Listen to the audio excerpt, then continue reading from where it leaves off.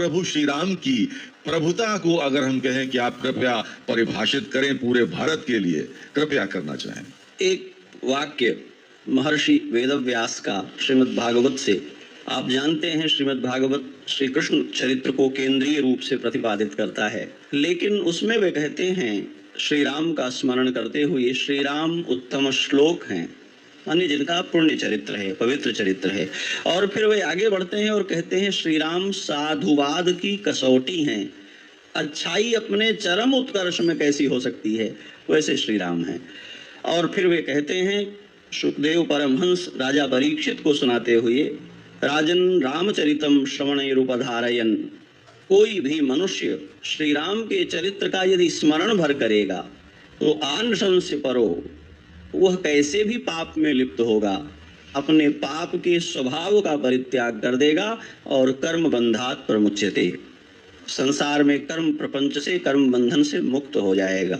ये जो रामत्व है जिसकी चर्चा आपने की है और अनेक उदाहरणों में जिसको कहा है, पुराणों के द्वारा, महर्षियों के द्वारा और गोस्वामी तुलसीदास के द्वारा, जिसको वो कहते हैं कि रघुनाथ तुम्हारे चरित मनोहर गावहि सकल अवधवासी, तुम्हारे चरित्र का गान करते हैं। वो चरित्र है क्या श्री राम का? वो चरित्र है एक व्यक्ति का दूसरे व्यक्ति के लिए अपने सुखों का उत्सर्ग, एक मनुष्य का दूसरे मनुष्य की प्रसन्नता के लिए अपने सुखों का, अपने साधनों का साझा करने की क्षमता और विचार। मैं कवि गुलाब की कविताएं दोहराता रहता हूँ, उनकी एक बहुत महत्वपूर्ण पंक्ति है, नाम लिए जिनका दुख भागे, मिला उन्हें भी दुख ही दुख जीवन भर आगे आगे। क्यों आज जन जन की चेतना में श्री राम बसे हैं? ये गाने और बजाने से नहीं पहुँचे हैं, ये कथा कहानियों से और आख्यानों से नहीं पहुँचे हैं, इन सब की भूमिका है। पर पहुँचे ये इसलिए हैं कि मनुष्यता प्रतिदिन अपनी प्रत्येक श्वास में जो होने के स्वप्न देखती है, श्री राम वो होकर दिखाते हैं। कवि गुलाब उसमें कहते हैं पूरा जीवन व्रत उन्होंने भगवान राम का उसमें रखा।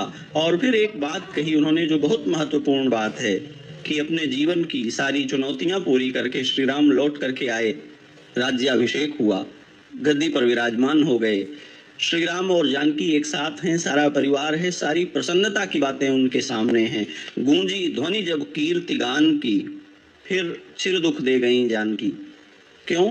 एक संकल्प, एक व्रत चुना है श्री राम ने, जिसमें प्रत्येक व्यक्ति को, जिसे हम कहते हैं आखिरी व्यक्ति, अंतिम व्यक्ति, हाशिए का व्यक्ति, उस एक व्यक्ति की आवाज एक राजधानी में, एक राजतंत्र में, एक राजा के लिए इतनी बड़ी बात होती है कि वो अपने दाम्पत्य का उत्सर्ग कर देते हैं। श्री राम की दृष्टि में सीता रत्ती भर भी न अपवित्र हैं, न दोष से युक्त हैं, विलक्षण। लेकिन श्री राम कहते हैं आज अपने को सही साबित करने की लड़ाई बड़ी नहीं है, किसी एक की भावना में जो जगी बात है उस बात के लिए बलिदान कर देना ज्यादा बड़ा है। हर बार प्रवचन लोगों को नहीं सिखाते, बहुत बार बलिदान ही शिक्षा देते हैं लोग को, और श्री राम ने वो किया। तो कहते हैं कि मांग उन्हीं से शक्ति प्राण की, मन तू सुख क्या मांगे।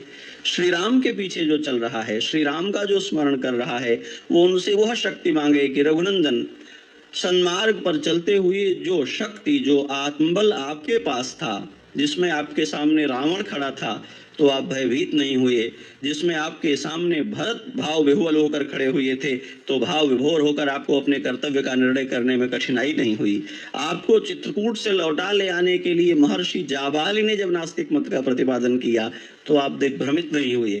रामत्व तो इस बात में है, वो केवल मित्रों के द्वारा ही नहीं, मनुष्य कई बार शत्रुओं के द्वारा, कई बार मित्रों के द्वारा भी भटकाया जाता है। अपने कर्तव्य पथ पर अडिग रहने के लिए उन दोनों के बाहर एक निरपेक्ष दृष्टि, अपने स्वरूप को पहचानने की। जो राम कहते हैं जटायु को, आप जा रहे हैं मेरे पिता के पास, उनसे मत कहना कि सीता का हरण रावण ने किया है। क्यों? वो पहले से पीड़ित हैं और दुखी हो जाएंगे।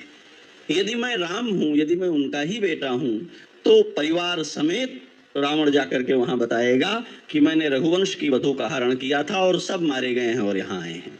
वो राम जिनके सामने विभीषण आता है, सब कहते हैं इसको शरण में लेना सुरक्षित नहीं है, मायावी है, शत्रु का भाई है। श्री राम कहते हैं सारी बातें ठीक हैं, लेकिन मैं तो राम हूं ना, मैं अपने स्वभाव का परित्याग कैसे करूं।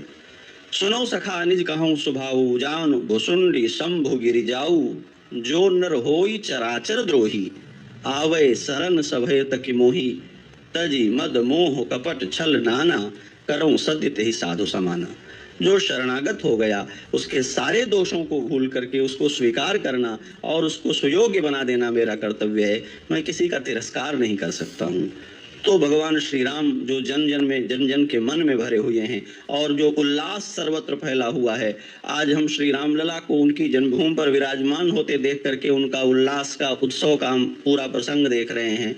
उसमें महर्षि वाल्मीकि की एक पंक्ति दोहरानी चाहिए जिसमें वे कहते हैं कि श्री राम आए भूलोक में, राजधानी की स्थापना की, मनुष्यों का चरित्र दिया, कोई एक बात जो हमें वो बता कर गए हों वो क्या है? तो श्रीमद् भागवत महापुराण में वे कहते हैं, स्मरताम हृदय विन्यस्य विद्धम दंडक कंटकैहि। अपने चाहने वालों के हृदय में सतपथ पर चलते हुए दंडक वन के कांटों से लहूलुहान अपने चरणों की स्थापना करके श्री राम ने दिव्य धाम प्रस्थान किया। क्या अर्थ है इस बात का है? आज हम जहाँ तक पहुँचे हैं, आज जो उत्सव हम मना रहे हैं, ये उत्सव आपको क्या ये फूलों के रास्ते पर चलकर यहाँ तक आया है? शताब्दियों ने संघर्ष किया है, पीड़ाएं सही हैं, कष्ट सहा है, प्रार्थनाएं की हैं, और ये सब करते हुए हमारी पूर्वज पीढ़ियों ने कभी ये विस्मृत नहीं किया कि हमें कहाँ पहुँचना है, हमें कहाँ जाना है। विश्वामित्र के पीछे चलते हुए बक्सर जाते हुए राम, उनके पीछे पीछे चलते हुए मिथिलापुर जाते हुए राम, और फिर पिता के वचनों की रक्षा करते हुए दंडक वन चित्रकूट की यात्रा करते, पंचवटी जाते हुए राम, किष्किंधा जाते हुए राम, बड़े बड़े ऋषि मनीषी जिनके लिए अर्घ्यपाद्य लेकर खड़े थे उनसे मिलते हुए श्रमणा शबरी का पता पूछते वन मन में भटकते राम। एक युग में एक ही शबरी नहीं होती, प्रत्येक युग में कोई शबरी कहीं किसी राम की प्रतीक्षा करती है, प्रत्येक युग में कहीं कोई केवट श्री राम की प्रतीक्षा करता है। जब तक इस धरती पर कोई केवट, जब तक इस धरती पर कोई शबरी, जब तक इस धरती पर कोई घायल जटायु कहीं पड़ा है, तब इस धरती पर कोई राम कहीं किसी का अनुसंधान करते हुए उसका उत्थान करने के लिए चलते रहेंगे।